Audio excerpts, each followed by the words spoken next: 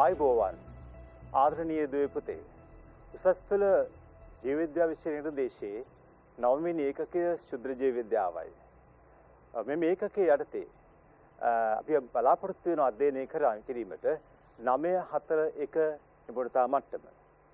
මෙම නිපුණතා මට්ටම යටතේ බලාපොරොත්තු වෙන විශේෂයෙන්ම පානීය ජලය සහ අපජලය පිළිබඳව හැදෑරීමට ඒ පිළිබඳ සංකල්ප ගුණධර්ම අධ්‍යයනය කිරීමටයි. පානීය ජලය සපයා ගැනීමට විවිධ ප්‍රභාවයන් තියෙනවා.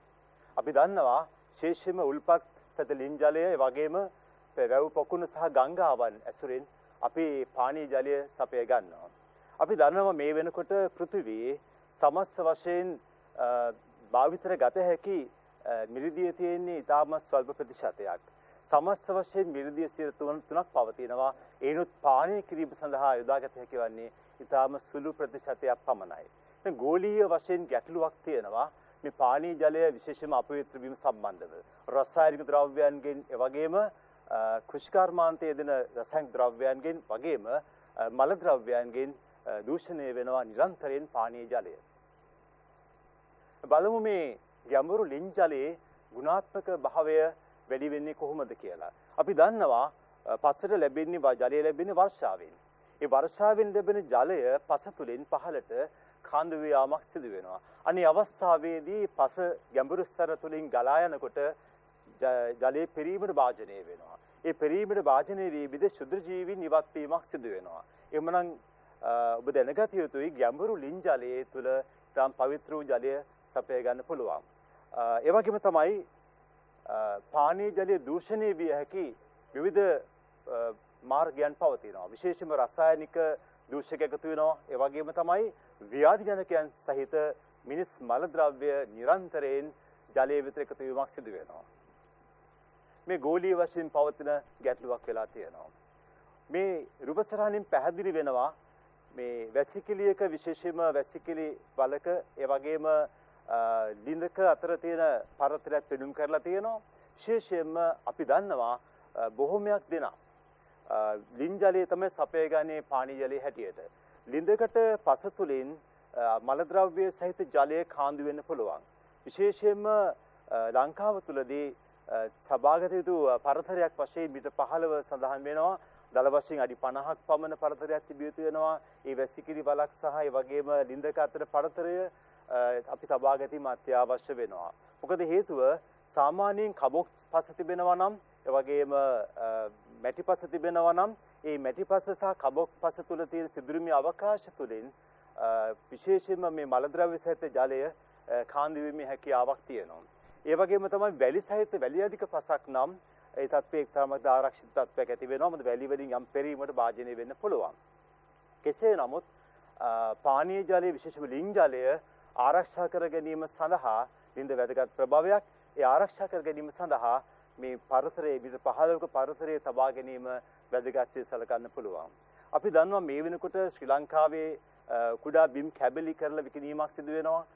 ඒක සාමාන්‍ය දෙයක් වඩපත් වෙලා තියෙනවා. ඒ කුඩා ඉඩකඩ මේ පර්චස් 10ක් 15ක් 12ක් වෙන්න පුළුවන්. එවැනි කුඩා ඉඩකඩ තුළ ලිඳක් සාද ගන්න ගියොත් ඒ එකිනෙකට යාබදව තියෙන ඉඩම් කැබලි වල ලිඳ සහ වැසිකිලි වල ආශ්‍රිතව බැලුවොත් පරතරය අඩු වෙන්න පුළුවන්. ඉතින් ලොකු ප්‍රශ්න මතුවෙනවා, සෞඛ්‍ය ආශ්‍රිත ප්‍රශ්න මතුවෙනවා ඒ ඉඩම් කැබලි අතරේ. ඉතින් වඩා හොඳයි නල ජලය සපයා ගන්නව නම් ඉඩම් කැබලි වලට. නලේ ජලය සපයා ගන්න අතරතුරේදී කිසියම් කෙනෙක් ලිඳක් හරගෙන ඒ ලිඳින් ජලය සපයා ගන්න ගියොත් ප්‍රශ්න මතුවෙනවා. අපි දන්නවා නල ජලය ඉතාමත්ම සෞඛ්‍ය ආශ්‍රිතව සපයනවා. විවිධ අපිට පානීය ජලය සපයා ගැනීමේදී ප්‍රමිතියට භාජනය කරලා ජලය සැපෙන්නේ. ඒ වගේම තමයි පරීක්ෂණ භාජනය කරලා තියෙනවා. ඉතින් ඒ අදම බැලුවම නල ජලය යොදා ගැනීම ඉතාම පරිස්සම් සහගතයි. නමුත් ප්‍රශ්නේ තියෙන එක නෙවෙයි නල ජලයට අමතර මුදලක් වැය කරන්න සිදු වෙනවා. නිසා බොහෝමයක් දෙනා කැමති ලින් ජලය සපයා ගැනීමට. ඒ කෙසේ නමුත් දැන් තමන්ගේ ලිඳ සහ ඒ වගේම වැසිකිලි වලාතර පරතරය ගැන කල්පනා කළොත් ඒ අඩි 50ක් තිබිය යුතු වෙනවා. ඉතින් කෙසේ නමුත් ඒ ලිඳ අවට තවත් නිවාස පවතිනවා නම් ඒ අනුව බලපෑමක් එල්ල වෙන්න පුළුවන්. අඩි 50ක පරතරය තිබුණත් මීට 15ක පරතරය තිබුණත් තමන්ගේ ලින් ජලය දූෂිත වෙන්න පුළුවන් යම් යම් ක්‍රමවලට. ඒ නිසා වඩා හොඳයි තමන්ගේ පානීය ජලයේ සාම්පලයක් පරීක්ෂා කරගන්නවා නම් නියමිත පරීක්ෂණාගාරයකින් විශේෂයෙන්ම ලංකාවේ කාර්මික පරීක්ෂණ ආයතනයෙන් ලබා ගන්න පුළුවන් මේ වාර්තාවක් ලබා ගන්න පුළුවන්. ඒ වගේම ජල ප්‍රවාහන මණ්ඩලයෙන් ඒ වාර්තාවක් ලබා ගන්න පුළුවන්. ඉතින් එහෙම නැත්නම් තමන්ගේ ප්‍රදේශයේ ඉන්න සෞඛ්‍ය නිලධාරිතුමාට ලබා දෙන්න පුළුවන්. මහජන සභාවතුමාගෙන් උපදෙස් ගන්න පුළුවන්. එවැනි ප්‍රශ්නයක් තිබෙනවා නම් තමන්ගේ පානීය ජලයේ රසය හරි සුවඳ හරි වෙනසක් තිබෙනවා නම් ඒකේ ස්වභාව වෙනසක් තිබෙනවා නම් වඩා හොඳයි මහජන සභාවතුමාගෙන් උපදෙස් ලබා ගන්න එක. ඊටම ප්‍රබල ප්‍රශ්නයක් මතුවලා තියෙනවා මේ පානීය ජලයට එකතු වෙනවා රසායනික අපද්‍රව්‍ය. විවිධ කර්මාන්ත ශාලාවලින් විවිධ ආයතන වලින් වරින් වර ජලයට එකතු කරන්න පුළුවන් රසායනික ද්‍රව්‍ය. අපි දන්නවා ජනගහනය වැඩි වෙනකොට විශේෂ ප්‍රශ්න රාශියක් මතුවෙනවා. කර්මාන්ත ශාලා පද්ධති බිහි කරන්න සිදු වෙනවා. ඒ වගේ රැකියා අවස්ථා පුළුල් කරන්න වෙනවා. ඉතින් එවැනි අවස්ථා බැලුවම ඉතින් නිරන්තරයෙන්ම මේ ජලයට අපද්‍රව්‍ය එකතු වෙමින් පවතිනවා. ඉතින් මේ රසායනික අපද්‍රව්‍ය ලබා දීමක් මේ පෙන්වුම් කරලා තියෙන්නේ. ඒ වගේ රත් වූ ජලය වෙන්න පුළුවන්. එහෙම නැත්නම් ക്ഷාර අම්ල තියෙන ජලය වෙන්න පුළුවන්. ඩයි වර්ග වර්ණකස ජලය වෙන්න පුළුවන්. ඒ හැම අවස්ථාවකදීම වෙන ප්‍රශ්නේ තමයි ජල ප්‍රභවයන් දූෂණය වෙනවා. මේක ගෝලීය මට්ටමින් පවතින ගැටලුවක් වෙලා තියෙනවා. ජලය මගින් සම්ප්‍රේෂණය වන රෝග කීපය පිළිබඳව දැන ගැනීම අත්‍යවශ්‍ය වෙනවා. අපේ නිර්දේශයේ ඉගෙනුම් ඵලයක් තියෙනවා. ජලය මගින් සම්ප්‍රේෂණය වන මේ රෝගී තත්ත්වයන් නම් කරන්න පුළුවන්ද කියලා ඉගෙනුම් ඵලයකින් විමසනවා. විශේෂයෙන්ම අපි පරිස්සම් වෙන්න ඕනේ ඉගෙනුම් ඵල වලින් සඳහන් කරන දේ දැන ගැනීමට. විශේෂයෙන්ම ජලය මගින් සම්ප්‍රේෂණය වන රෝග වශයෙන් කොලරාව, වගේම අතිසාරය, උණ සන්නිපාතය, පැරාටයිෆොයිඩ් උණ, ગેස්ට්‍රොඑන්ටරයිටිස් කියන රෝගී තත්ත්වයන් තමයි අපේ සම්පත් ග්‍රන්ථයේ සඳහන් වෙන්නේ. ඔබ සෑම මා යෝජනා කරනවා මේ රෝගී තත්ත්වයන් වල නම් මතක තබා ගැනීමට අවශ්‍යයි කියලා. ඒ වගේම ජල සැපයුම් අපවිත්‍ර කරන ඉතාම ප්‍රබල ඒ වගේම භයානක ව්‍යාධියනකින් 3 දිනක් සඳහන් වෙලා තියෙනවා සම්පත් ග්‍රන්ථයේ. සල්මනෙලා විශේෂ. ඒ වගේම තමයි ශිගෙල්ලා. ඒ වගේම විබ්‍රියෝ. ඉතාම භයානක රෝගී තත්ත්ව නැති කරන අපේ මුඛ මාර්ගයෙන් දේහයට එකතු වෙන පුළුවන් භයානක ආකාරයේ ශුද්ධ ජීවීන් 3 දෙනෙක් තමයි මේ නම් කරලා තිබෙන්නේ. සල්මොනෙල්ලා, ශිගෙල්ලා සහ විබ්‍රියෝ. විශේෂයෙන් වැව්වැනි මිරිදිය ජලාශ වලට අධික ලෙස ප්‍රශ්නයක් මතුවෙනවා. නයිට්‍රේට් ෆොස්ෆේට් එකතු වෙනවා. අපි දන්නවා වැවක ඒ වගේම පොකුණකට ජලය එකතු වෙන පුළුවන් ක්‍රම තිබෙනවා.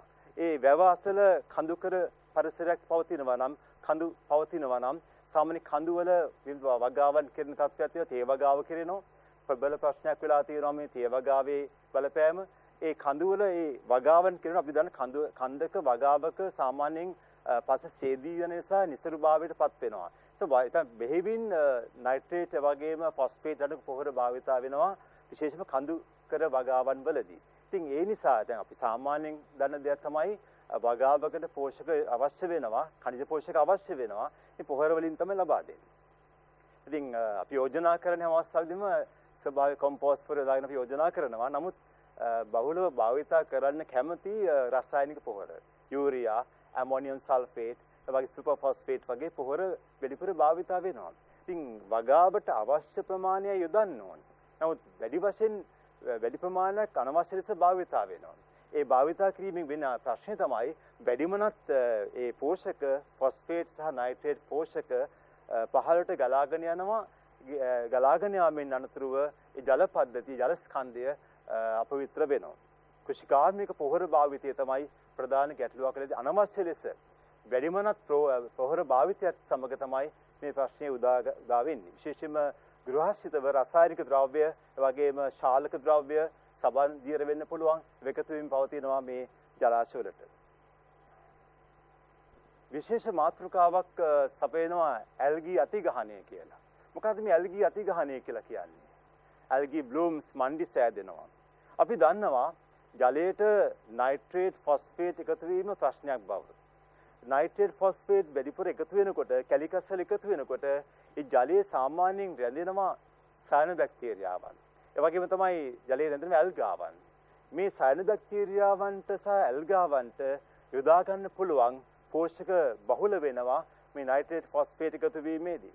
ඒ ෆොස්ෆේට් නයිට්‍රේට් එකතු වීමේදී කැලිකස් එකතු වීමේදී වැඩිමනත් ඒ ද්‍රව්‍ය එකතු වීම තුළ ඒ ජලයේ රැඳෙන සයනොබැක්ටීරියාවන්ට ඒ වගේම ඇල්ගාවන්ට පෝෂක බහුලතාවය ලැබිලා ඒ අධික ලෙස වර්ධනය වෙනවා.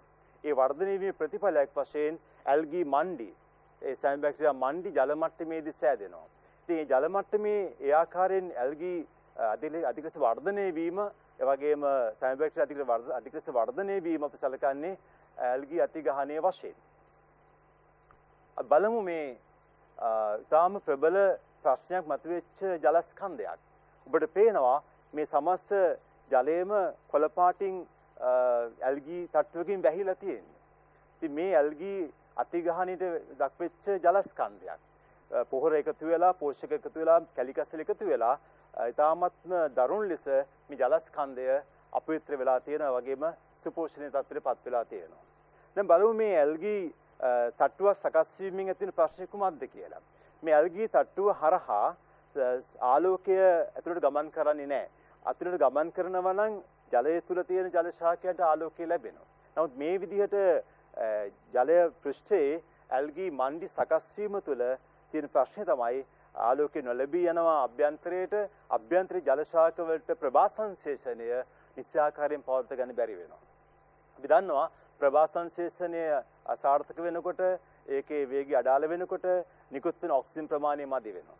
ඉතින් ජලයේ තුල රැඳෙන මත්ස්‍යයන්, එවැගේම ක්‍රස්ටේෂියාවන්, මොලස්කාවන් ආදී ජීවීන්ට ප්‍රමාණවත් ලෙස ලැබෙන්නේ නැහැ මේ ඔක්සිජන් ලැබෙන්නේ නැතුව යනවා. ඒ කියන්නේ ප්‍රභා සංශ්ලේෂණය අඩාල වෙනකොට ජල ශාකවල නිකුත් වෙන ඔක්සිජන් ප්‍රමාණය මදි වෙනවා. ඒ අනුව ද්‍රාව්‍ය ඔක්සිජන් සාන්ද්‍රණය අඩු වෙනවා. ඒ තත්ත්වයන් එක්ක ජලජ ජීවීන්ට ඉතාම ප්‍රබල ප්‍රශ්න මතුවෙනවා ඔක්සිජන් හිඟවීම තුළ.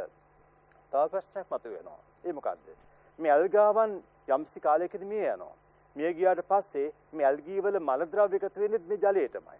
එකතු වීම තුළ ඒ වියෝචකයන් විශේෂයෙන්ම මේ ජලයේ රැඳෙන වියෝචකයන් ඒ වියෝජනය කරන්නටත් අවශ්‍ය ඔක්සිජන් ලබා ගන්නේ මේ ජලය තුළින්මයි. ඉතින් ඒ නිසා සමස්ත වශයෙන් දැන් වියෝජකයන්ගේ ක්‍රියාකාරීත්වය වැඩි වෙලා තියෙනවා. ඒ වගේම ඒ වියෝජනය සඳහා ඔක්සිජන් භාවිතය වැඩි වෙනවා. ඒ ජලයේ ද්‍රාව්‍ය ඔක්සිජන් තව තවත් අඩු වෙලා යනවා. තාමත්ම ඛේදනීය තත්ත්වයක් තමයි උදා වෙන්නේ මේ ජලස්කන්ධය තුළ. ඉතින් ජල ජීවීන් මිය යනවා. ඒ මිය යාම තුළ මේ වගේ තාමත්ම මේ තියෙන්නේ ඇල්ගී මණ්ඩි සකස් වෙන ආකාරය නරඹන දර්ශනයක්. මේ ආකාරයේ ඇල්ගී මණ්ඩි සකස් වීම ප්‍රබල තර්ජනයක් වෙනවා මේ ජලාශයට, ජලස්කන්ධයට. ඉතින් බලමු මේක ඊළඟ ප්‍රතිඵලය කුමක්ද කියලා. ඔබට දකින්න අවස්ථාවක් උදා කරලා දෙනවා. ඉතාමත් සුන්දර දසුනක්. මේ දසුනින් හොඳින්ම නිරීක්ෂණය කරන්න. ඉතා පැහැදිලි ජලස්කන්ධයක් තිබෙනවා. ඒකේ ජල ශාක රැඳිලා තියෙනවා පතුලට වෙන්න. ඒ වගේම ජල ජීවීන් මත්ස්‍යයන් හොඳින් ජීවත් වෙන බව පේනවා. ඒ වගේම හිරු රැස් හොඳින් පතනය වෙනවා අභ්‍යන්තරයට. ඉතින් සූර්යාලෝකේ පතනය වෙනවා. ඒ අනුව ඉතාමත්ම සාර්ථක ඒ වගේම සශ්‍රීක ජලස්කන්ධයක් දකින්න පුළුවන්. ඒ වගේම සමතුලිත ජලස්කන්ධයක් අපිට පැහැදිලි වෙනවා. බලමු මේ ජලස්කන්ධෙට මොකද වෙන්නේ කියලා අර නයිට්‍රේට් ෆොස්ෆේට් එකතු වීමේදී. අපි දන්නවා නයිට්‍රේට් ෆොස්ෆේට් එකතු වීමේදී ක්‍රමානුකූලව ඇල්ගී වර්ධනය වැඩි වෙනවා. ඒ වගේම ජලාශයේ දැන් මේ නයිට්‍රේට් ෆොස්ෆේට් එකතු වෙන අවස්ථාව, ඒ වගේම තමයි ක්‍රමානුකූලව මේ ජලස්කන්ධයේ වර්ණය වෙනස් වෙනවා. ඇල්ගාවන්ගේ මණ්ඩි සෑදෙනවා. ක්‍රමක්‍රමයෙන් මේ ජලජ මත්ස්‍යයන්ට මේ තත්ත්වය දරුණු ලෙස බලපාන අවස්ථාවක්. ඒ අනුව ඒගේ විනාශ වීම නැත්නම් විවිධත්වය අඩු වෙන බවක් තමයි පැහැදිලි වෙන්නේ. මාස කිහිපයක් ගත වෙනකොට මේ සමස්ත මේ ජලස්කන්ධයම විකෘති තත්ත්වයට පත් වෙනවා. අසමතුලිත පරිසර පද්ධතියක් නිර්මාණය වෙලා. මේකේ ඉතා භයානක ප්‍රතිඵලයි මේ අපි දකින්නේ. මේ ජලාශයේ රැඳුණු මත්ස්‍යයන්ට විශේෂයෙන්ම ඔක්සිජන් ප්‍රමාණවත් වෙන්නේ නැහැ අඩුවීමෙන්. ඒ වගේම එයාගේ ජලක්‍රම වල ඇල්ගී තැන්පත් වීමෙන් ශ්වසන ආබාධ ඇති වෙලා ඒ අනුව මේ විවිධත්වය අඩු වෙනවා. සමස්ත වශයෙන් මේ ආකාරයෙන් ජල ජීවීන් විනාශයට පත්වීමේදී මොකද වෙන්නේ මේ සමස්ත මේ ආහාර දාම වලට? මේ ජලස්කන්ධයේ පවතින ආහාර දාම වල දිග අඩු වෙනවා. මේ ආකාරයෙන් ජීවීන් මිය යනකොට සමස්ත ජීවීන් සංඛ්‍යාව අඩු වෙනවා, පෝෂී මට්ටම් අඩු වෙනවා, ආහාර දාම දිග අඩු වෙනවා. ඒ වගේම සමස්ත වශයෙන් මේකේ තියෙන ආහාර ජාලය එන්නෙම සරල වෙනවා. ඉතින් මේ තියෙන්නේ බාහිර ප්‍රතිඵලයක්, සුපෝෂණ තත්ත්වයේ බාහිර ප්‍රතිඵලයක්. ඉතින් අපි කොහොමද මේ තත්ත්වයෙන් මේ ජලාශය බේරගන්නේ? ඔබ ටිකක් මොහොතක් කල්පනා කරන්න. මේ වගේ තමන්ගේ ප්‍රදේශයේ මෙවැනි ජලස්කන්ධයක් තිබෙනවා නම් අපි කොහොමද මේක බේර ගන්න පුළුවන් වෙන්නේ? අපි මේ මූලධර්මයේ මේ සංකල්ප තේරුම් ගැනීම අවශ්‍යයි මේ සමගම. මේ වගේ ජලාශයක් තිබුණම අපිට පළවෙනි වශයෙන් තේරුම් ගන්න ඕනේ මේ ජලාශයේ තියෙන ප්‍රශ්නේ.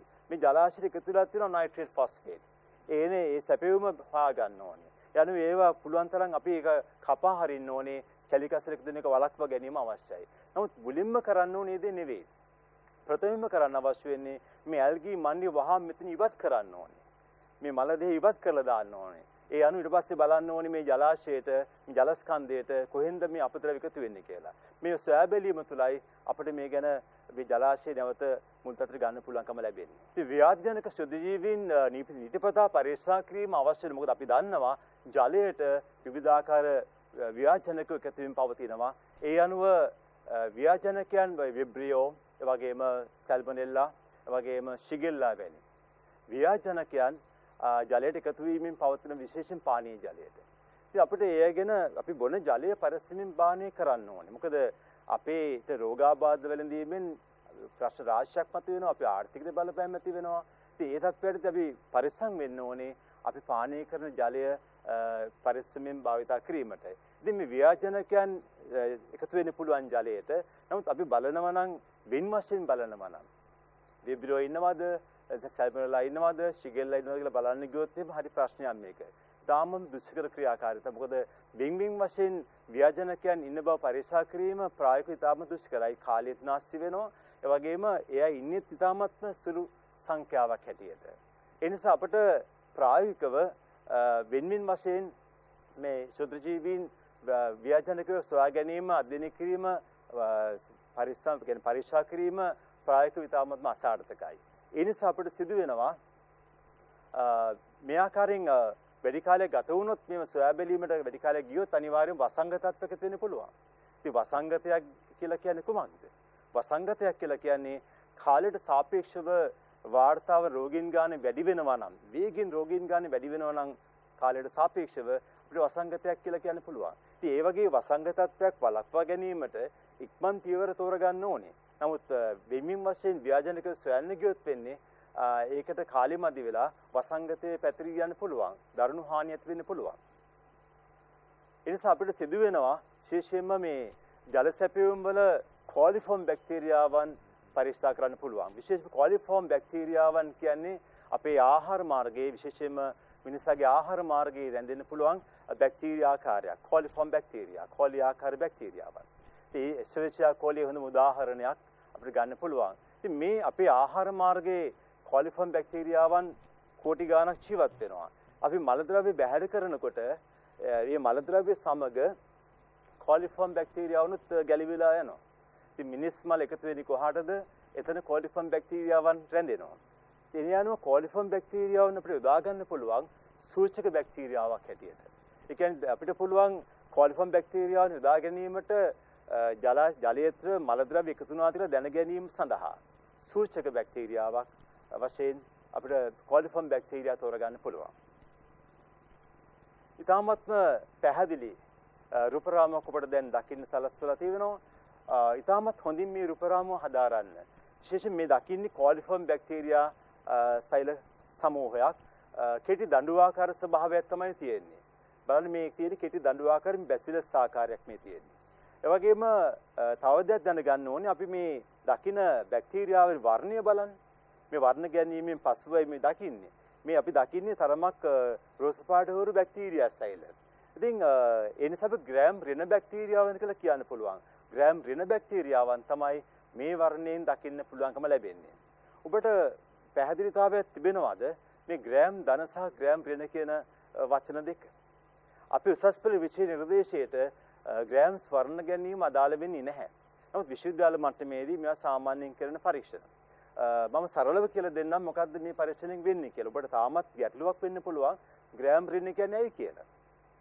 වර්ණ ගැන්වීමේදී භාවිතා වෙනවා ක්‍රිස්ටල් වයලට් කියලා වර්ණකයක්.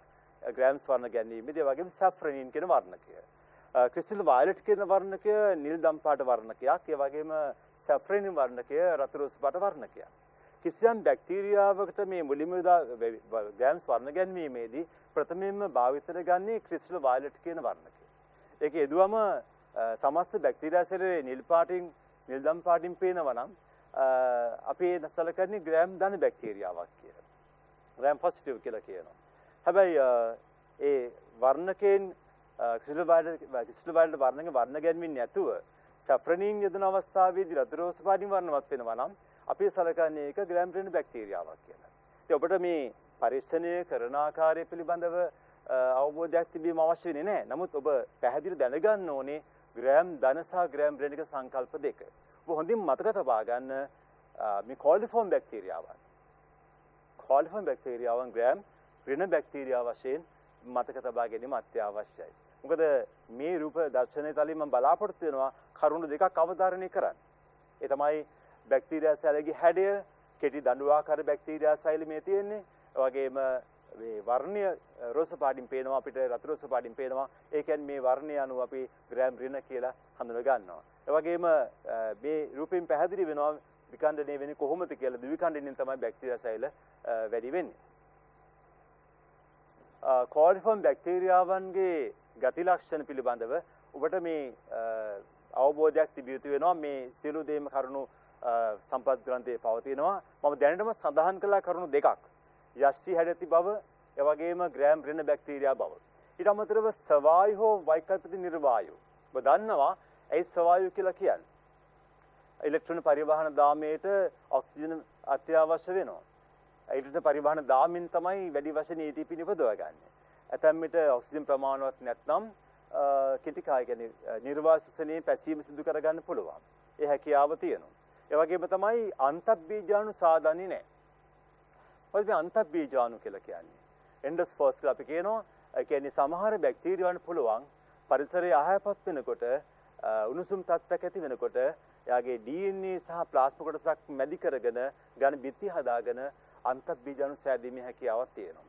ඒක භයානක තත්ත්වයක්. මොකද ඊට පසුව අන්තබ්බීජාණු ප්‍රරෝහණය වෙලා ආයත් බැක්ටීරියාව පෙරතිබු ආකාරයෙන් සකස් වෙන්න පුළුවන්. නමුත් ඒ හැකියාව මේ කෝලිෆෝම් බැක්ටීරියාවන්ට නැහැ. ඒක ලොකු වැදගත්කමක් තියෙනවා. මොකද මේ කෝලිෆෝම් බැක්ටීරියාවන්ට අන්තබ්බීජාණු සෑදීමේ හැකියාවක් නැහැ.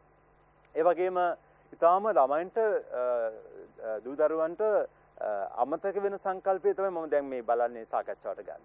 අංශක 35 දී ලැක්ටෝස් ද්‍රවරූපන මාධ්‍ය පැසීමෙන් වායු වර්ග නිකුත් කිරීමේ හැකියාව. මේ ඔබට අමතක වෙන සංකල්පය. මේක හොඳින් මතක තියාගන්න. ලැක්ටෝස් ද්‍රවරූපන මාධ්‍යයක් අංශක 35 දී දවස් දෙකක් දල වශයෙන් පවත්ව ගන්නකොට වාතය නිකුත් වෙනවා මෙන්න මේ ආකාරයට. වාතය නිකුත් වෙනවා නම් අපිට පුළුවන් ඒ ජල සම්පලය තුළ කෝලිෆෝම් බැක්ටීරියා ඉන්න බව අනුමාන කරන්න. ඔබට මේ පෙන්වලා තියෙන්නේ ලැක්ටෝස් ද්‍රව මාධ්‍ය සහිත නලයක්.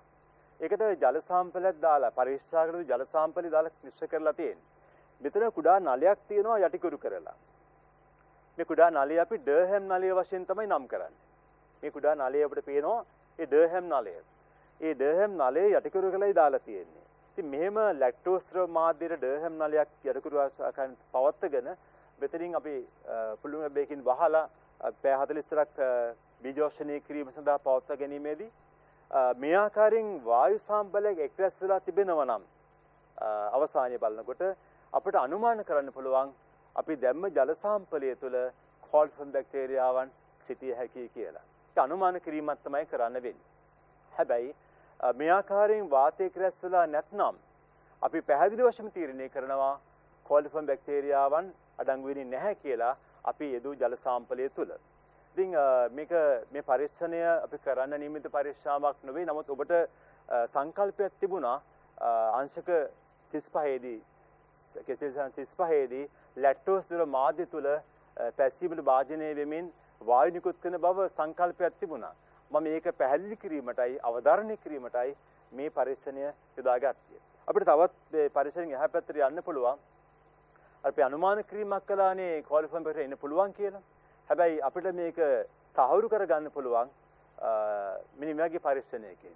ඉයෝසින් මෙතිලින් බ්ලූ කියන ඒගාර මාධ්‍ය තුල අපි ජල සාම්පලයක් දාලා අපි ව්‍යාප්ත කරලා අපි පැය 40ක් තියා ගැනීමේදී මේ ආකාරයෙන් අපිට බැක්ටීරියා ඝනාවාස දකින්න පුළුවන්කම ලැබෙයි. හැබැයි මේ වගේ ඝනාවාසයක් දැක්කොත් කොළ පාටින් දිලිසෙන ඒ වගේම කළු පාට ඩොට් එකක් හරි මායිමක් හරි තිබෙන මේ ආකාරයේ ඝනාවාසයක් දැක්කොත් ඒක අදහස E. coli බැක්ටීරියාවන් සිටින බවයි. ඒ කියන්නේ E. coli කියන්නේ coliform බැක්ටීරියා වර්ගයක්.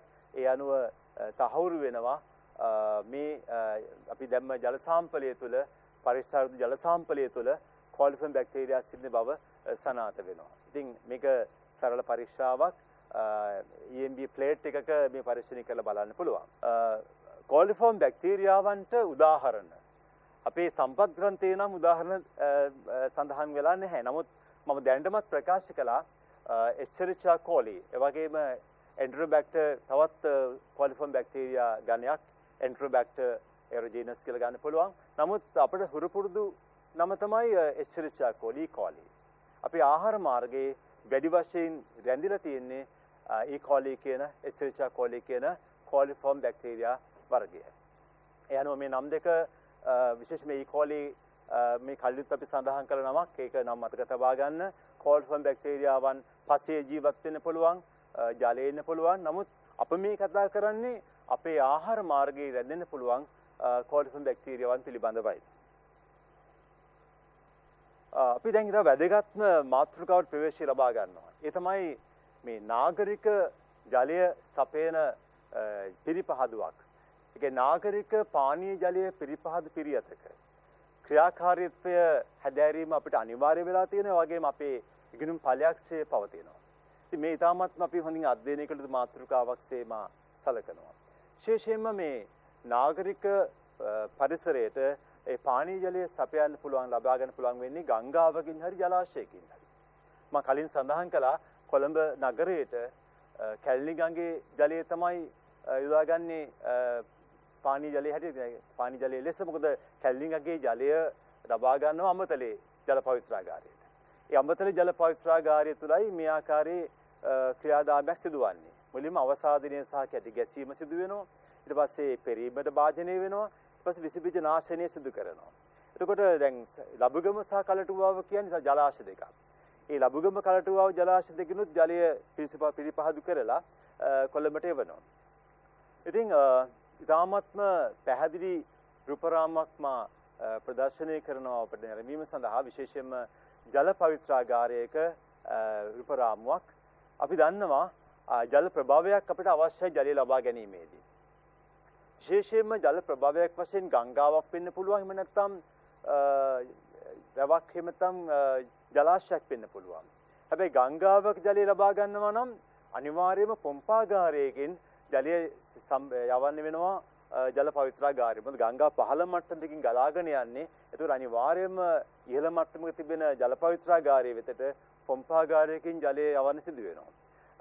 හැබැයි ජලාශයේ ඉහළ මට්ටම තිබෙද්දී පහළින් ජල පවිත්‍රාගාරයේ තියෙන්නේ ඒ අවස්ථාවකදී පහළට ගුරුත්ව බලපෑම යටතේ පහළට පඩිපෙළක් කරා වගේ ජලය යවා ගන්න පුළුවන්.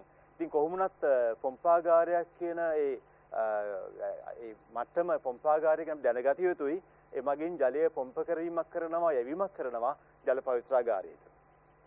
ප්‍රථමයෙන්ම ජල පවිත්‍රාගාරය තුලදී ඇලම් නැමැති කැටිකාරකය භාවිතා කරනවා. අත වශයෙන්ම මේ ඇලම් ජනප්‍රිය කැටිකාරකයක්. ඇලම් ජනප්‍රිය කැටිකාරකයක්. විශේෂයෙන්ම මේ කැටිකාරක අවශ්‍ය වෙන්නේ ඇයි? අපි ගංගාවකින් ජලය ලබා ගන්නවා නම් නිරන්තරයෙන්ම ගංගා ජලය කැළතිමින් තමයි යන්නේ. ඒ කැළතිමින් ගලාගෙන යනකොට මඩ ද්‍රව්‍ය එකතු වෙනවා, මැටි එකතු වෙනවා. ඒ අනුව ජලය කැළතිලා පරිවහණය වෙන්නේ. හැබැයි වැසි කාලයේදී තවත් මේක මේ තත්ත්වය වැඩි වෙනවා. එවැනි අවස්ථාවේදී කැටිකාරක දාලා මැටි ඉවත් කිරීමක් සිදු කිරීම අත්‍යවශ්‍ය වෙනවා. ජනප්‍රියතම කැටිකාරකයේ වශයෙන් භාවිතයට ගන්නේ ඇලම් කියන සංයෝගයයි. විශේෂයෙන්ම ඇලම් පොටෑසියම් ඇලුමිනියම් සල්ෆේට් මේක තරමක් ආම්ලික සංයෝගයක්. ඉතින් ඇලම් දැම්මම මාධ්‍ය ආම්ලික වෙන්න පුළුවන් සුළු වශයෙන්. ඒතර අපි උදාසීන මට්ටමේ ජලය තියාගන්න අවශ්‍ය නිසා ලයිම් ද්‍රාවණයක් නැත්නම් කැල්සියම් ඔක්සයිඩ් ජලීය ද්‍රාවණයක් අවශ්‍ය පරිදි යොදා ගන්න පුළුවන්. මිශ්‍රණ තටාකයේ මිශ්‍රණය කිරීම අවශ්‍ය වෙනවා. මේ ආකාරයෙන් මේ ඇලම් දාලා මිශ්‍ර කිරීම අවශ්‍යයි. ඉන් අනතුරුව යවනවා අවසාදන තටාකයට. මේ අවසාදන තටාක විශාල තටාක, ඒ තටාකවල මැටි සහිත කොටස් ඔක්කොම තැම්පත් අවසාදනය වෙනවා, පැහැදිලි ජලය ලබා ගන්න පුළුවන්. ඉතින් මේ අවසාදන තටාකයෙන් පස්සේ මේ ජලය එකතු කරගන්නේ වැලි පෙරහඬට. විශේෂයෙන්ම අපේ ජල පවිත්‍රාගාරවල විශාල වැලි පෙරහන් තිබෙනවා. ඒවා කීපයක්, සාමාන්‍යයෙන් වැලි පෙරහන් කීපයක් 6ක් 7ක් වගේ සංඛ්‍යාවක් තියාගන්න. මොකද වැලි පෙරහනින් ජලය පෙරෙනකොට මැටි වගේ අංශු තැම්පත් වෙලා මේ වැලි පෙරහන් ඉක්මනින්ම අවහිර වෙන්න පුළුවන්. ඒ අවස්ථාවේදී වෙනත් වැලි පෙරහනකින් තමයි ජලය පෙරා ගන්න සිදු වෙන්නේ. මේ වැලි පෙරහන දැන් අවහිර වෙච්ච නිසා නැවත සකස් කරගන්න පුළුවන්, බෑක්වොෂ් කරන්න පුළුවන්. ඒ අනුව ඒකට නැවත කාලය ගන්න වෙනවා. කෙසේ නමුත් වැලි පෙරහන් කීපයක් භාවිතා වෙනවා. වැලි පෙරහනක සියුම් වැලි ස්තර හරහා තමයි වඩා හොඳින් පෙරෙන්නේ. ඒ අනුව බැක්ටීරියාවන් 99% විතර බැක්ටීරියා අයින් වෙනවා. ඒ අනුව මේ 1%ක විතර බැක්ටීරියාවන්ට මේ හරහා යෑමට අවස්ථාවක් තියෙවි. ඒ කෙසේ නමුත් ඒ තියෙන අවදානම නිසා අපි ක්ලෝරින් භාවිතා කරලා විශේෂයෙන් විස බීජ නාශනය ක්ලෝරින් යොදාගෙන අපිට පුළුවන් විස බීජ නාශනය කරන්න. අපි ක්ලෝරින් යොදන්න අවශ්‍ය වෙන්නේ නියමිත ප්‍රමාණයෙන් යොදන්න අවශ්‍යයි. මොකද ක්ලෝරින් වැඩි වීමත් ගැලපෙන්නේ නැහැ. ඉතින් ඒ අනුව ජල ගබඩාවකට යවලා ඒ ගබඩාව වලින් පුළුවන් පාරිභෝගිකයට අවශ්‍ය පරිදි බෙදා හරින්න පුළුවන්. අපි බලමු දැන් මේ අවසාදනය සහ කැටි ගැසීම දී සිදුවෙන කුමක්ද කියලා සවිස්තරාත්මකව. ඇලම් යොදා කැටි ගැසීමේදී විශේෂයෙන්ම මැටි තැම්පත් වීමත් සමග ශුද්ධ ජීවීන් යම් ප්‍රමාණයක් තැම්පත් වෙන්න පුළුවන්. ඒ අනුව කැටි ගැසීම තුලදී විශේෂයෙන් කැටි ගැසීමේදී ඇලම් යෙදීමේදී මැටි සමග ශුද්ධ ජීවීන් යම් ප්‍රමාණයක් අවක්ෂේප වෙන්න පුළුවන්. ඒ වගේම මැටි සහිත ද්‍රාවණයකට අපි ඇලම් සල්පයක් දාලා කලවම් කළ මිශ්‍ර කළොත් මොකද වෙන්නේ? ඒ ඇලම් අංශු වටා මැටි අංශු අධිශෝෂණය වෙනවා. ඒ අනුව ෆ්ලොක්ස් හැදිලා ගුණු හැදිලා ඒවා තැම්පත් වෙනවා. ඒ තැම්පත් වීමෙන් මැටි අංශු ඉවත් කරගන්න පුළුවන්. මම කැමති මේ ඇලම් පිළිබඳව පොඩ්ඩක් හඳුන්වා දෙන්න. මොකද ඇලම් කැට වශයෙන් දකින්න පුළුවන්. ඉතින් මේවා ඇලම් කැට දිය කරලා තමයි ගන්න අවශ්‍ය වෙන්නේ. යොදා ගැනීමේදී ඇලුමිනියම් පොටෑසියම් සල්ෆේට් තමයි අපි ඇලම් වශයෙන් සලකන්නේ. මම කැමති මේ ඇලම් යෙදීම අවස්ථාවේ සිදුවෙන දේ පැහැදිලි කරන්න. ඔබට තාමත් අපැහැදිලි වෙන්න පුළුවන් ඇලම් යෙදීමෙන් වෙන ක්‍රියාකාරීත්වය කුමක්ද කියලා. මම මෙතන පෙන්නලා තියෙනවා ඍණාරෝපිත මැටි අංශු. සාමාන්‍ය මැටි අංශු ඍණාරෝපිතයි. ඒ ඍණාරෝපිත මැටි අංශු එකිනෙකින් විකාශනය වෙවි තියෙන්නේ. ඈත් වෙවි තියෙන්නේ. ඒව එකතු කරන්න අමාරුයි. නමුත් ස්වභාවයෙන් එකතු වෙන්නේත් නැහැ. ඉතින් අපිට මැටි ටික අංශු ඉවත් කරගන්න අවශ්‍ය නම් මේ වගේ ඇලම් යෙදීමක් කරන්න පුළුවන්. ඇලම් යොදලා ඇලම් අංශු වටේට මේ ආකාරයෙන් පහසුවෙන්ම මැටි අංශු මේ විදිහට තැම්පත් වෙනවා. ඒ අනුව ෆ්ලොක් එකක් හැදෙනවා, ගුණුවක් හැදිලා ඒක මේ ආකාරයෙන් ඝනත්වය වැඩි වෙලා පහළට අවසාදනීමේ හැකියාව තිබෙනවා. මේ ආකාරයෙන් තමයි ඇලම් වලින් මේ මැටි අංශු ඉවත් වීම සිදුවන්නේ. මම අමතර දැනුමක් ලබා දීම සඳහා මේ ජාටස් එක ගැන පොඩ්ඩක් සඳහන් කරන්න ඕනේ. මොකද ඇලම් යොදන්න ප්‍රමාණය, ඇලම් කියන්නේ ඇලුමිනියම් සල්ෆේට්. ඒ ඇලුමිනියම් තියෙනවා. ඒ වගේම පොටෑසියම් තියෙනවා. ඉතින් වැඩිමනත් ඇලම් දාන්න හොඳ නෑ ජලයට. ඒ නිසා ජල පවිත්‍රාගාරයකදී ජල සාම්පල මේ ආකාරයෙන් යොදා ගන්නවා කුඩා බීකර වලට. ඉතින් අනතුරු ඇලම් ප්‍රමාණය වැඩි කරනවා ටිකෙන් ටික.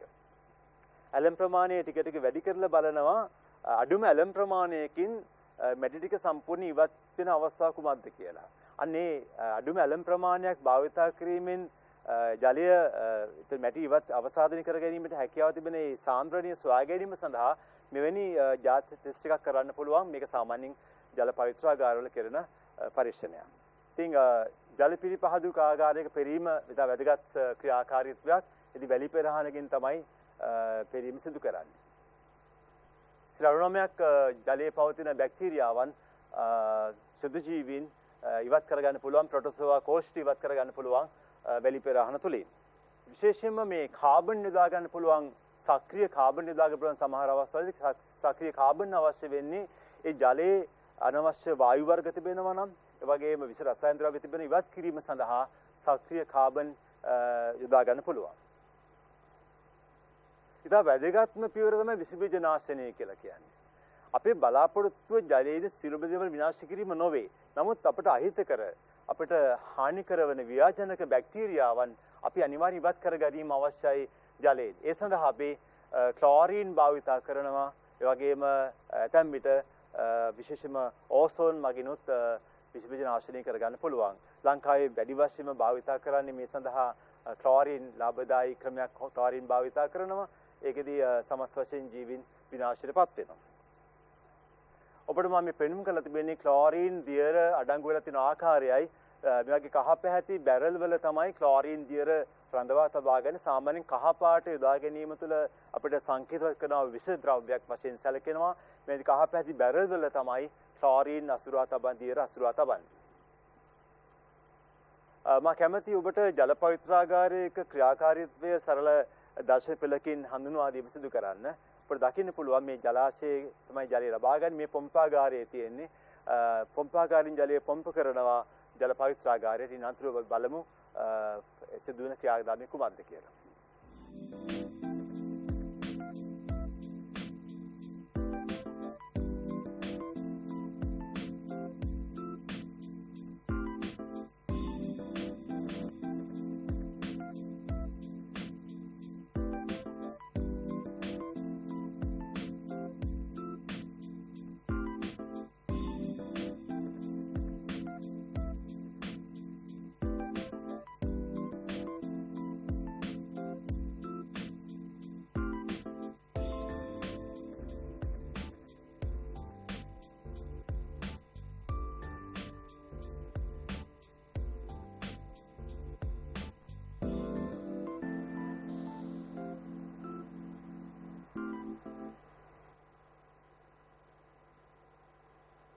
ඔබ දන්නවා ඉන්න අනතුරුව කුමක්ද කළ යුතු වන්නේ කියලා.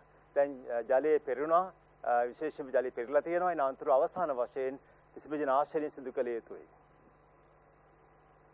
ඉතා වැදගත් මාතෘකාවක් තමයි මේ අපජලය. විශේෂයෙන්ම අපජලය කියන්නේ භාවිතයෙන් පසුව විශේෂයෙන්ම කර්මාන්ත ශාලා තුළ වෙන්න පුළුවන්. ඒ වගේම කෘෂි කර්මාන්තයේදී වෙන්න පුළුවන්. ඊට අමතරව නිවෙස්වල වෙන්න පුළුවන්. භාවිතයෙන් පසුව බැහැර කරන ජලයට අපි කියන්න පුළුවන් අපජලය කියලා. ඊටම මේ අපජලය බැහැර කිරීම සිදු වෙනවා විශේෂයෙන්ම ජලයට. ඒ නිසා ජලය පහසුවෙන්ම දූෂණය වෙනවා මේ අපජලය එකතු වීමෙන්. ඉතින් මේ අපජලය කර්මාන්ත ශාලාවෙන් බැහැර කිරීම සිදු වෙනවා. නමුත් ඒ අපජලය බැහැර කරන්න අවශ්‍ය වෙන්නේ කිසියම් ක්‍රමවේද අනුකූලයි. ක්‍රමවේදයක් අනුගමනය වෙනවා ජල විශේෂයෙන්ම අපජලය පීරියම් කරන. ඒ පිරි අතක ක්‍රියාකාරීත්වයක් හරහා තමයි අපජලය බැහැර කරන්න සිදු වෙන්නේ. විශේෂයෙන්ම අපජලය නිපදෙන්නේ කර්මාන්ත ශාලාවකින් කියලා අපි ගන්න පුළුවන්. මේ කර්මාන්ත ශාලාවේ විවිධ අංශයන් තියෙනවා. විශේෂයෙන්ම නිෂ්පාදනාගාරය තිබෙනවා. ඒ වගේම අපද්‍රව්‍ය කියන්නේ රසායන ද්‍රව්‍ය මිශ්‍ර කරන ස්ථානයේ තියෙනවා.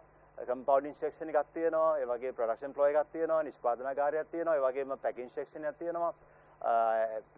ඒ අනුව විවිධ අංශයන් ක්‍රියාත්මක වෙනවා කර්මාන්ත ශාලාවක. ඒ අනුව හැම තැනකම යම් යම් ද්‍රව්‍ය එකතු වෙනවා. එකතු වෙන ද්‍රව්‍යයන් මුලින්ම එකතු වෙන්නේ මේ කුඩා ටැංකියකට එකතු වෙනවා. ඒ ටැංකියෙන් පස්සේ තමයි ජලය යන්නේ මේ විශාල අවසන් තටාකයට. ඉතින් මෙන්න මේ මුලින්ම තියෙන තටාක ටැංකි දෙක අපි සලකන්නේ ප්‍රාථමික පීරියම් කිරීමේ ස්ථාන දෙකක් හැටියටයි. ඒ ප්‍රාථමික පීරියම් කිරීම මුලින් සිදු වෙනවා. දෙවෙනුව තමයි මේ ජලය ලබා ගන්න ද්විතීක පීරියම් කිරීම සඳහා. විශේෂයෙන්ම ප්‍රාථමික පීරියම් කිරීමේදී පාවෙන කොටස් විශේෂයෙන්ම ප්ලාස්ටික් කැබැලි වගේම තිබෙන රබර් කැබැලි ඒවා දැලකින් net එකකින් අයින් කරන්න පුළුවන්. ඒ වගේම වැලි තැම්පත් වෙනවා මෙන්න මේ තටාකය තුළ වැලි තැම්පත් වෙනවා. ඒ අනතුරුව මේ අවසන් තටාකයට ඒවා එකතු කරලා පැය කිහිපයක් තබා ගන්නවා. ඒ අවස්ථාවේදී මේ අපජලයේ තිබෙන ද්‍රව්‍යයන් යම් ප්‍රමාණයක් තැම්පත් වෙනවා මෙන්න මේ ටැංකිය පතුලේ. ඉතින් අපි මේ ද්‍රව්‍යෙත් අපි නම් කරන්නේ රොන් බොර නැත්නම් ස්ලෂ් කියලා කියනවා. ඒ රොන් බොර තමයි රොන් බොර සාමාන්‍ය වර්ණය අලු පාට මුරු පාට වර්ණයක් වෙනවා. එවැනි මණ්ඩියක් සෑදෙනවා මෙන්න මේ තටාකය තුල. ඊට පස්සේ මේ කරාමයක් විවෘත කළාට අවස්ථාවේදී ඒ විශේෂ මේ රොන් බොර ටික කියන්නේ ස්ලෂ් ඔක්කොම ගමන් කරනවා මේ ආකාරයෙන් මේ ගැඹුරු වලක් තිබෙනවා. ඒක අපි නම් කරන්නේ නිර්වායු ජීරකය. එතනට තමයි මේ රොන් බොර ටික පස්සේ ලබා ගන්න. දැන් මෙතනදී උඩින් තියෙන ද්‍රාවණය ජල ද්‍රාවණය ඒ කියන්නේ දැන් යම් ප්‍රමාණයක් ඉවත් වුණා රොන් බොර ඉවත් වුණා. ඒ ජලයේ පස්සේ මේ ද්විතීක පීඩම් කිරීමට යොදා ගන්නවා. ද්විතීක පීඩම් කිරීමේදී ක්‍රම දෙකක් භාවිතා වෙනවා. සාමාන්‍යයෙන් කාන්දු පෙරහන යොදා ගන්න පුළුවන්. එහෙම නැත්නම් සක්‍රිය කළ බොර ක්‍රමය යොදා ගන්න පුළුවන්. ඔබ මන්දර මතක තබා ගැනීම අවශ්‍යයි. ද්විතීක පීඩම් කිරීමේදී මේ ක්‍රම දෙකෙන් එකක් පමණයි භාවිතා කළ යුතු වන්නේ. එක්කෝ කාන්දු පෙරහන යොදා ගන්න පුළුවන්, එක්කෝ සක්‍රිය කළ බොර ක්‍රමය යොදා ගන්න පුළුවන්. ඒ ක්‍රමයෙන් භාවිතා විශේෂයෙන් මෙතෙන්දී වෙන්නේ ප්‍රබල ලෙස වාතනය කරනවා. ඒ වාතනය කිරීමත් එක්ක ඔක්සිජන් සාන්ද්‍රණය වැඩි වෙනවා. ඒ අනුව සවායු ශුද්ධ ජීවී බැක්ටීරියන් ක්‍රියාකාරීත්වය අනුව වියෝජනයේ වේගවත් වෙනවා. ඒ වියෝජනය වීමෙන් 75-95 අතර ප්‍රතිශතයකින් අයින්ද්‍රිය ද්‍රව්‍ය ඉවත් වෙනවා. ඔබ මතක තබා ගත යුතුයි මේ ප්‍රාථමික පීඩම් කිරීමේදී 25-35 ප්‍රමාණයක ඉවත් වෙනවා. හැබැයි කිසිදු ජෛවීය ක්‍රියාකාරීත්වයක් මේ ප්‍රාථමික පීඩම් කිරීමේ සිදුවන්නේ නැහැ. නමුත් ජෛවීය ක්‍රියාකාරීත්වය සිදු වෙන්නේ ද්විතීක පීඩම් කිරීමේදී. ඒ අනුව 75-95 අතර ප්‍රතිශතයක් ඉවත් වෙනවා මෙන්න මේ සක්‍රීය කළ බොර ක්‍රමයෙන් හෝ කාන්දු පෙරහන භාවිතා කිරීමෙන්. මෙතෙන්දිත් මේ කුඩා ටැංකියකට රොන් බොර එකතු වෙන්න පුළුවන්. ඒවත් අපි ලබා ගන්න පුළුවන් මේ නිර්වායු ජීරකයෙන්. ඒ අනුව දැන් මේ ද්විතීක පීඩම් කිරීම පස්සේ ලැබෙන ජලය දැන් ගොඩක් අපද්‍රව්‍ය ඉවත් වෙලා තියෙන්නේ. ඒ ඉවත් වෙච්ච ජලයට විස බීජ නාශනය කරලා විශේෂයෙන්ම ක්ලෝරින් යොදලා ජලාශයකට නැත්නම් ජල පද්ධතියකට යවන්න පුළුවන්. ඒ වගේම මේ රොන් බොර ජීරකය තුලට ගෙන්නගත්ත රොන් බොර නිර්වාලස වියෝජනය වෙනවා. වෙතන කොකුස් බැක්ටීරියා මගින් වියෝජනය වෙලා අනතුරුව ඒ ජීර්ණ වෙච්ච රොන් බොර පුළුවන් භාවිතා කරන්න පොහොර වශයෙන් යොදා ගන්න පුළුවන්. ඒවා මෙහින් ප්‍රවාහනය කරන්න පුළුවන්. ඒ අනුව භාවිතය කරන්න පුළුවන් පොහොර වශයෙන්. අපි දැන් බලමු දැන් ප්‍රාථමික පීඩම් කිරීම සහ ද්විතීක පීඩම් කිරීම ක්‍රම දෙකක් තියෙනවා මම සඳහන් කළා. විශේෂම කාර්මික අපජලය පීඩම් කිරීමේදී අපෙන් ඇහුවොත් පියවර දෙක නම් කරන්න කියලා අපි අනිවාර්යයෙන් මේ නම් දෙක සඳහන් කිරීම අවශ්‍යයි. ප්‍රාථමික පීඩම් කිරීම සහ ද්විතීක පීඩම් කිරීම වශයෙන්. ප්‍රාථමික පීඩම් කිරීමේ සිදුවන්නේ කුමක්ද කියලා ප්‍රශ්න ලබා දුන්නොත් මේ රූපසරණ අඳින්න අවශ්‍ය වෙන්නේ නැහැ. පැහැදිලි කිරීම සඳහායි මම මේක සපයලා තියෙන්නේ වඩා හොඳින්. ඒ අනුව මෙන්න මේ ස්ථාන දෙක මම කලින් සඳහන් කළා. මෙන්න මේ ටැංකියයි ඒ වගේම මේ ලොකු තටාකයයි මේ දෙකේ තමයි ප්‍රාථමික පීඩම් කිරීම සිදුවන්නේ. විශේෂයෙන් මෙතෙන්දි වෙන්නේ වැලි ඉවත් වෙනවා. ඒ වගේම අපිට තෙල් සහ ග්‍රීස් ඉවත් කරන්න පුළුවන්. ඒ වගේම ඝන අපද්‍රව්‍ය තැම්පත් පිළිඳ හරිනවා මේ ස්ථානයේ. ඒ අනුව මෙන්න මේ වැලි ඉවත් කිරීම, ඒ වගේම තෙල් සහ ග්‍රීස් ඉවත් කිරීම, ඒ වගේම ඝන අපද්‍රව්‍ය විශේෂයෙන්ම රොන් බොර වශයෙන් තැම්පත් කරගන්න පුළුවන්. මම කලින් සඳහන් කළා මේ ක්‍රමයේදී ප්‍රාථමික පීඩම් කිරීමේදී 25-35 අතර ප්‍රතිශතයක් තමයි අයින්ද්‍රිය ද්‍රව්‍ය ඉවත් වෙන්නේ. කිසිදු ජෛවීය ක්‍රියාකාරීත්වයක් භාවිතයට ගන්නේ නැහැ. ද්විතීක පීඩම් කිරීම ඊට සාර්ථක ක්‍රමයක්. මොකද වැඩි ප්‍රතිශතයක් අයින්ද්‍රිය ද්‍රව්‍ය ඉවත් වෙනවා මේ ක්‍රමයෙන්. සවායු බැක්ටීරියාවන්ගේ වර්ධනය සමගින් ඒ ඔක්සිකරණ ක්‍රියාවලියක් භාවිතයට ගන්නවා. ඒ අනුව ඉතාමත් සාර්ථක ක්‍රියාදාමයක් සිදු වෙන්නේ. වැඩි වශයෙන් මේ ක්‍රම දෙක විශේෂම ද්විතීක පීඩම් කිරීමේදී මම කලින් සඳහන් කළ විදිහට ක්‍රම දෙකක් තියෙනවා. කැමැති ක්‍රමයකට යොදා ගන්න පුළුවන්. එක්ක සක්‍රිය කළ බොර ක්‍රමය යොදා ගන්න පුළුවන්. මේ තියෙන අවස්ථාවයි. ඒ වගේ මේ තියෙන්නේ කාන්දු පෙරහන් භාවිතයයි. මේ ක්‍රම දෙකයි භාවිතා වෙන්නේ අප ජලයේ පීඩම් කරන පෙරියතක.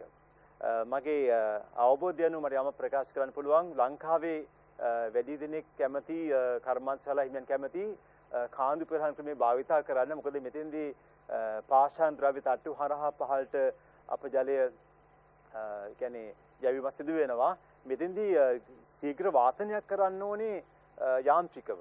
ඒකට අමතර මුදලක් වැය වෙනවා. ඒ නිසා වැඩිපුර කැමති කාන්දු පෙරහන් භාවිතයට යන්න. වේගවත් යාන්ත්‍රික වාතනය සිදු වෙනවා මේ විශේෂයෙන්ම මේ සක්‍රීය වර ක්‍රමේදී. ඒ වගේම ස්වය බැක්ටීරියා අධික ක්‍රියාකාරීත්වයක් සිදු වෙනවා. කාන්දු පෙරහන් ක්‍රමේදී මොකද වෙන්නේ? කාන්දු පෙරහන් භාවිතයේදී පාෂාණමය ද්‍රව්‍ය තට්ටු රඳවලා තියෙනවා. ඒ ද්‍රව්‍ය තට්ටු හරහා ක්‍රමෙන් අපජලය කාන්දු වෙලා යනවා. ඒ අපජලයේ කාන්දු වෙනකොට ඒ ජලයේ තිබෙන අයින්ද්‍රිය ද්‍රව්‍ය ඒ පාෂාණ ද්‍රව්‍ය තට්ටු මත රැඳෙන බැක්ටීරියා මගින් සුද්ධ ජීවීන් මගින් විනාශ කිරීමක් නැත්නම් වියෝජනය කිරීමක් සිදු වෙනවා. මේ ක්‍රම දෙකෙන්ම 75-95% ඔක්සිජන්ලා ඉවත් වෙනවා. ඔබට මම දකින්න සලස්ව කැමති විශේෂම වැදගත් රූප රාමුවක් මේ දකින්නේ කාන්දු පෙරහනක අභ්‍යන්තර ස්වභාවයයි. මෙතනින් පුළුවන් ජලය අපජලය වන්න පුළුවන්. එවන අපජලය මෙන්න මේ වගේ තියෙනවා සිදුරු සැඩ බටයක්. ඒ සිදුරු නලය තුලින් සිදුරු මේ නලය තුලින් ඒ අපජලය මෙහෙම යනකොට මේ අපජලය මේ ආකාරයෙන් සිදුරු හරහා පහළට විසිරුවා හරින්න පුළුවන්. හැබැයි මේ නලය මෙහෙම කරකැවෙනවා, වේගයෙන් කරකැවෙන සලස්වනවා. ඒ කරකැවීමත් එක තමයි මේ විසිරුවා හැරීම සිදුවන්නේ. අනිවාර්යයෙන්ම මේක කරකැවීම අවශ්‍යයි. කරකැවෙනකොට තමයි වඩා හොඳින් විසිරී යන්නේ ඒ පාෂාණ ද්‍රව්‍ය තට්ටු මත අපජලය. ඉතින් මේ පහළට මේ තියෙන්නේ පාෂාණ ද්‍රව්‍ය තට්ටු විශේෂයෙන්ම ඇස්බෙස්ටෝස් කියන්න පුළුවන්. එහෙම නැත්නම් පාෂාණ කැබිලි කියන්න පුළුවන්. විවිධ උපස්තර උදා ගන්නවා මේ සම්බන්ධයෙන් බැක්ටීරියාවන් රැඳෙන්න පුළුවන් උපස්තරයි භාවිත කිරීම වැදගත් වෙන්නේ. විශේෂයෙන් මේ ආකාර පෙරී යනකොට තමයි සුද්ධ ජීවීන්ගේ ඔක්සිජන් ක්‍රියාවලිය හරහා අයින් ද්‍රව්‍ය වියෝජනය වෙන්නේ. ඒ අනුව මෙතනින් ලැබෙන ජලය ඊට පස්සේ ලබා ගන්න පුළුවන් විස බීජ නාශනය සඳහා. මා කැමති ඉතා වැදගත් දර්ශන පෙළක් අපට හඳුන්වා දීමට මේ විශාල කාන්දු පෙරහනක්. අපි ලංකාවේ කර්මාන්තශාලාවල පොඩි කාන්දු පෙරහන් මේ වගේ විශාලත්වයක් තියෙන. ඒ වගේම අඩි 7-8ක් උස කාන්දු පෙරහන් තමයි භාවිතා වෙන්නේ. නමුත් විශාල කර්මාන්තශාලාවල විශාල කාන්දු පෙරහන් දා ගන්න සිද්ධ වෙන ඔබ මේ දකින්නේ සලස්වල තියෙන ඔබට දකින්න සලස්වල කැමති විශාල කාන්දු පෙරහනක් ක්‍රියාත්මක වෙන ආකාරය. ඔබ මේ දකින්නේ කාන්දු පෙරහනක ක්‍රියාකාරීත්වයයි විශාල කාන්දු පෙරහනක්. මේකේ ඔබ දකිනවා මේ පාෂාණ ද්‍රව්‍ය තට්ටු අසුරා තිබෙන ආකාරය. ඒ වගේම මේ විශාල සිදුසැත නලයකින් තමයි මේ අපජලය විසිරුවා හරින්නේ මේ ද්‍රව්‍ය තට්ටු මතට. ඉතින් මේ ආකාරයෙන් ලැබෙන අපජලය ක්‍රමානුකූලව ඔක්සිජන් වීමට භාජනය වෙනවා. ඒ අනුව ද්‍රව්‍ය තට්ටු මත බැක්ටීරියාන ක්‍රියාකාරීත්වයෙන් වියෝජනය වෙනවා. හොඳ අපි දැන් බලමු මේ ප්‍රාථමික සහ ද්විතීක පිරියම් කිරීම දෙකටම අදාළ නැති තවත් ක්‍රියාදාමයක් තමයි නිර්වායු ජීරකයක රොන්බොර ජීරක ක්‍රියාකාරීත්වය. අපි කලින් සඳහන් කළා රොන්බොර මෙතන දෙවනවා කියලා ගැඹුරු තටාකයකට. මේ ගැඹුරු සම්පූර්ණයෙන් වසා දැමුණු මේ අවකාශයක් තිබෙන්නේ අපි නම් කරන්නේ නිර්වායු රොන්බොර ජීරක වශයෙන් නම් කරන්නේ මෙන්න මේ ව්‍යුහයයි. මේ පැහැදිලි වශයෙන් දැනගන්න අවශ්‍යයි මේ නිර්වායු ජීරකය ප්‍රාථමික සහ ද්විතීක පිරියම් දෙකටම අදාළ නැති ක්‍රියාකාරීත්වයක් දක්වන තැනක්. මේ තුල තියෙනවා මෙතනොජෙනික් බැක්ටීරියාවන්. ඒ අනුව ඒ බැක්ටීරියා ක්‍රියාකාරීත්වයෙන් ඒ රොන්බොර ජීර්ණ වීම සිදු වෙනවා. ඒ ජීර්ණ වීමට පස්සේ ඒව ඉවතට අරගෙන වේලලා මේ ඩ්‍රයිම් බෙඩ් එකේ තන් වේලුම් තටාකේ වේලලා පොහොර වශයෙන් පුළුවන් භාවිතයට ගන්න. ඉතින් මෙතනොජෙනික් බැක්ටීරියා ගැන මම කලින් සඳහන් කරලා තියෙනවා. තම වැදගත් බැක්ටීරියා කාණ්ඩයක් ආකි බැක්ටීරියා කාණ්ඩයක් ඒ වැදගත් වෙනවා විශේෂයෙන්ම නිර්වායු ජීරකයේ ක්‍රියාකාරීත්වයට. ඒ ජීර්ණයෙන් පස්සේ අපිට පොහොර වශයෙන් යොදා ගන්න පුළුවන් වැදගත් පොහොර වර්ග විශේෂම පොල් වගාවට එහෙම යොදා ගන්නවා. සාර්ථක පොහොර වර්ගයක්සේ සැලකෙනවා මේ ජීර්ණය වෙච්ච රොන්බොර. අවසාන වශයෙන් මේ අපජලය පීඩම් පිරීම පස්සේ ක්ලෝරින් එකතු වීමක් සිදු වෙලා විස බීජ නාශනය කිරීමෙන් අනතුරුවයි ජලාශයට මුදා හැරීම සිදුවන්නේ. දැන් බලමු මේ ජලාශවලට ස්වභාවික ජලාශවලට අපජලයේ නිකුත් වීමෙන් ඇතිවන ප්‍රශ්න කුමක්ද කියලා විශාල රාශියක් මතුවෙනවා. විශේෂයෙන් පරිසර දූෂණය වෙනවා. ඒ වගේම ඒ අනුව වර්ණය වෙනස් වෙන්න පුළුවන්. ඒ වගේම ද්‍රව්‍ය ඔක්සිජන් සාන්ද්‍රණය අඩු වෙන්න පුළුවන්. ඒ වගේම ජීවීන් විනාශයටපත් වෙනවා. ජෛව විවිධත්වය අඩු වෙනවා. ඒ වගේම සමස්තයේ ජල පද්ධතියම විකෘති වෙනවා. ඒ වගේම අසමතුලිත වෙනවා අපජලය මුදා හැරීමෙන්. ඒ වගේම ජෛව ඔක්සිජන් ඉල්ලුම වැඩිවීම ප්‍රධාන ප්‍රශ්නයක් වෙනවා. මම කලින් සඳහන් කිරීමත් මේක අවශ්‍ය. මොකද POD කියන්නේ ජෛව ඔක්සිජන් ඉල්ලුම. ඉතින් මේක මේ අගය ඉතා වැදගත් නිර්ණායකයක් වෙනවා අප ජලය සම්බන්ධයෙන්. BOD අගය. කුමක්ද BOD අගය කියලා කියන්නේ? Biological Oxygen Demand කියන වචන තුනේ මුලාකරු තුනෙන් තමයි මේ BOD කියන පදේ සෑදිලා තියෙන්නේ. ඉතින් මේ ගැන අපේ යම් අවධානයක් තිබිය යුතු වෙනවා. කුමක්ද මේ Biological Oxygen Demand නැත්නම් BOD අගය ගැන අපේ දැනුවත් වීම අවශ්‍යයි. හේතුව තමයි මේ අපජලය බැහැර කරනකොට යම්සි සීමාවක් තුලයි බැහැර කරන්න වෙන්නේ. මධ්‍යම පරිසර අධිකාරිය තමයි මේ සම්බන්ධයෙන් ක්‍රියාත්මක ආයතනය. කර්මාන්ත ශාලාව වෙතට බලපත්‍රය නිකුත් කරන්න නම් ක්‍රමානුකූලව මේ අගයන් පරීක්ෂා කරලා වාර්තා සපයන්න අවශ්‍යයි කර්මාන්ත ශාලාවලින්. ඉතින් BOD අගය වගේ COD අගය වගේ අගයන් නිරන්තරයෙන් පරීක්ෂා කරන්න ඕන අගයන්. ඒවා නැවත කියන්නේ වෙනස් වෙන්න පුළුවන් අගයන්. ඒ කොමුණත් BOD අගය වගේ COD අගය වගේ මෙන්න මේ පාරාමිතීන් සලකා බලනවා අප ජලය සම්බන්ධයෙන්. ඔබගේ අමතර දැනුමට මම සපයලා තියෙනවා පොඩි වගුවක්. මේ කරුණු මතක තබා ගැනීම අවශ්‍ය වන්නේ නැහැ. නමුත් BOD අගය ලිටර් මිලිග්‍රෑම් 200 කියන මට්ටම දීලා තියෙනවා. මීට වඩා වැඩි වෙන්න බෑ. අප ජලය තුල මේ අගයට වඩා අඩුවෙන් පවත්වා ගැනීම අවශ්‍යයි. COD අගය කියලා කියන්නේ රසායනික ඔක්සිජන් ඉල්ලුමයි. ඒ අගය 600 වශයෙන් දක්වලා තිබෙනවා. ඊට අමතරව pH අගය 6.5 අතර වෙනසක් පවතිනවා. ඒ වගේම උෂ්ණත්වය සාමාන්‍ය අංශයක 40ට වැඩි වෙන්න බෑ. මම මේ අමතර දැනුමට ලබා දුන්න අගයන් කිහිපයක් විශේෂයෙන්ම BOD ගැන සඳහන් කරන්නම්. ශුද්ධ ජීවීන් මගින් ඒ අපජලයේ පවතින කාබනික ද්‍රව්‍ය වියෝජනය කිරීමට අවශ්‍ය වෙන ඔක්සිජන් ප්‍රමාණය තමයි BOD කියලා කියන්නේ. ඉතින් මේ BOD අගේ වැඩි වෙන්නේ හොඳ නැහැ. අඩු මට්ටමක තබා ගැනීම අවශ්‍යයි. ඔබට මම සරල දෙයක් කියන්නම්. අපි පානීය ජලය ගත්තම BOD අගේ 1%ක්වත් නැහැ. ඉතින් ඊටාම දශම ගානකින් තියෙන්නේ. වැසි ජලය තමයි පොඩ්ඩක් BOD එකේ වැඩි වෙන්නේ. නමුත් ඒක 1%ක්වත් වෙන්නේ නැහැ. නමුත් මේ අපජලය ගත්තම උපරිම අගයේ වශයෙන් BOD අගය 200 කියන මට්ටම දීලා තියෙනවා. මම කැමති ඔබේ අවධානය යොමු කිරීමට සරල ලැබීමක් සම්බන්ධව 2019 ප්‍රශ්නෙම අපි අවධානය යොමු කරමු. මම මොහොතක් ඔබට අවස්ථාව ලබා දෙනවා මේ සම්බන්ධයෙන් ඔබට පිළිතුරු තෝරන්න පුළුවන්. අපි දැනටමත් දන්නවා රෝගී තත්ත්වයන් 4ක් ගැන.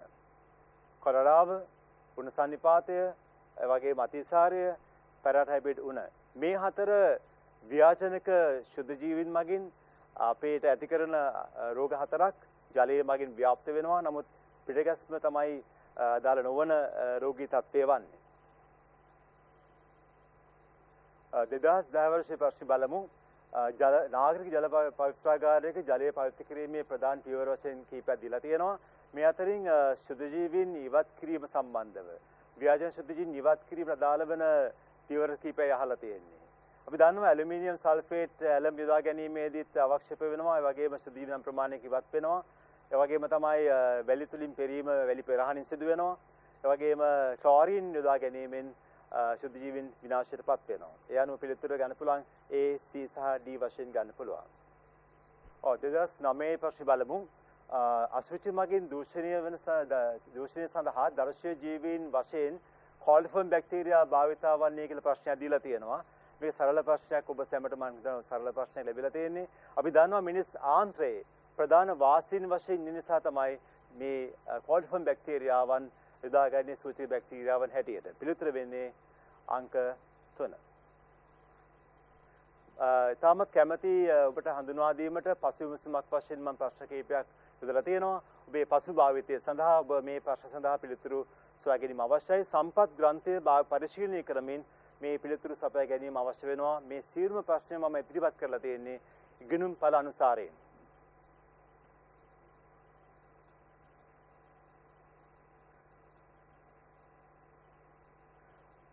හොඳයි ආදරණීය දුවේ පුතේ, මෙම වැඩසටහනින් බලාපොරොත්තු වුණා ශුද්ධ ජීව විද්‍යාවේ 9.41 නිපුණතා මට්ටම අවසන් කර ගැනීම.